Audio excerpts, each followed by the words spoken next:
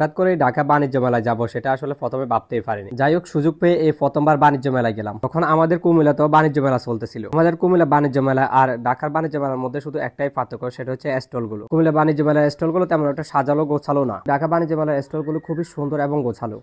আসসালামু আলাইকুম, সবাই কেমন আছেন? আশা করছি আলহামদুলিল্লাহ সবাই ভালো আছেন। তো এই শীতের সকালে ঘুম থেকে উঠে রেডি ফেডি হয়ে বেরিয়ে পড়লাম। তখন চারপাশ কুয়াশা ঘেরা অন্ধকার হয়ে আছে। কুয়াশা ঘেরা অন্ধকারের মধ্যে দিয়ে আমরা চলে আসলাম হোটেল নূরজাহানে। হোটেল নূরজাহানে এসে আমরা সকালে নাস্তাটা সেরে নিলাম। দেন আমরা আবার রওনা দিয়ে দিলাম ঢাকার উদ্দেশ্যে। তো আমরা ঢাকা বাণিজ্য মেলা যাওয়ার আগে চলে আসলাম রূপগঞ্জ। রূপগঞ্জের এরিয়াতে এসে আমার কাছে অদ্ভুত একটা অনুভূতি হলো। মনে হচ্ছে একসময় এই জায়গাটা খুব জমজমাট ছিল, কিন্তু বর্তমানে দেখা যাচ্ছে অনেকগুলো দোকান ফাটি বন্ধ হয়ে আছে। যাই হোক, আমরা এখন রূপগঞ্জের কিছু প্রাকৃতিক সৌন্দর্য উপভোগ করব।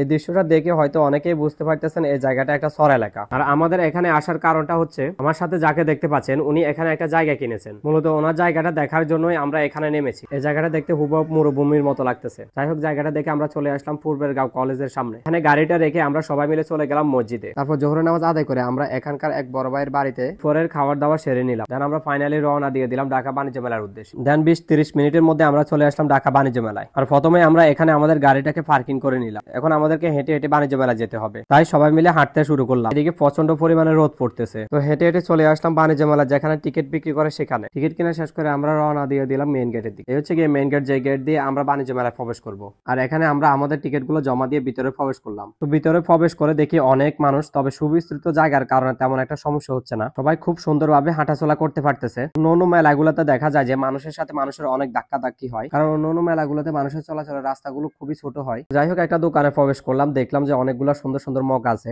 দেখে শুনে টাকার অভাবে এগুলো রেখে দিয়ে চলে আসলাম।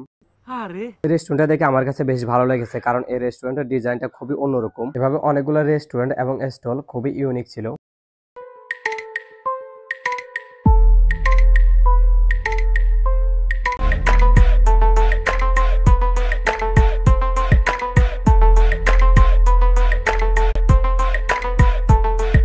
এখান থেকে রিয়াজ ভাই তার বাচ্চার জন্য সুন্দর একটা হেলিকপ্টার কিনে নিলেন। দেন চলে আসলাম খুব সুন্দর একটা দোকানে। এখানে খুব সুন্দর সুন্দর বিছানা, চাদর, জানলার পর্দা আরো অনেক কিছু ছিল। আর এখান থেকে রিয়াজ ভাই তার বাড়ির জন্য খুব সুন্দর একটা চাদর কিনে নিলেন। এখান থেকে বেরিয়ে ভিডিও করার সময় আমার ভিডিও দেখে দুই ভাইয়ের রিয়াকশন দেখুন।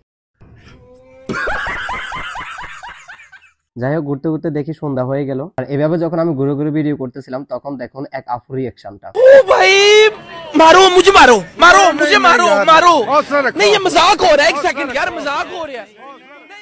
এই রিয়াকশনটা দেখে কেউ আবার খারাপ মন্তব্য করবেন না, কারণ শুধু বিনোদনের জন্য এই রিয়াকশনটা দেওয়া হলো। কারণ চাইলে আমি এই ক্লিপটা ডিলিট করে দিতে পারতাম। তো চলে আসলাম এখন তুর্কিদের দোকানে।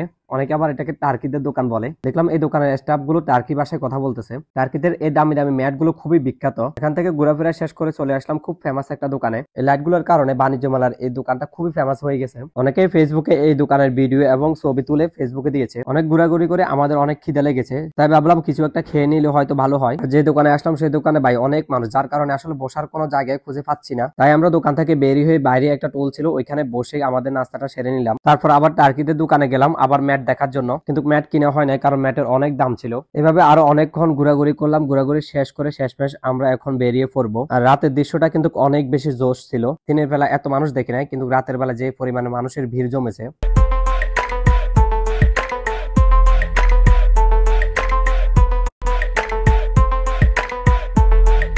যাই হোক, আমরা ফাইনালি মেলা থেকে বেরিয়ে পড়লাম। আর কোনো ক্লিপ নেওয়া হয়নি, ডিরেক্ট চলে আসলাম কুমিল্লাতে। ঢাকা থেকে আমরা সম্ভবত রওনা দিয়েছিলাম 7:30টার দিকে। আমাদেরকে প্রায় পাক্কা 4 ঘন্টা ধরে জ্যামের মধ্যে বসে থাকতে হয়েছিল। প্রায় 12:30টার দিকে কুমিল্লাতে এসে রাতের খাবারটা খেয়ে নিলাম। খাওয়া দাওয়া শেষ করে রওনা দিয়ে দিলাম বাড়ির উদ্দেশ্যে। কিন্তু রাস্তা যে পরিমাণে কুয়াশা, সামনে কিছুই দেখা যাচ্ছিল না, তাই আমাদের গাড়িটা খুবই স্লোলি চলতেছে। বাড়িতে আসতে আসতে প্রায় রাত 2টা বেজে যায়। যাই হোক, আজকের ভিডিও পর্যন্ত। সবাই ভালো থাকবেন, সুস্থ থাকবেন, আল্লাহ হাফেজ।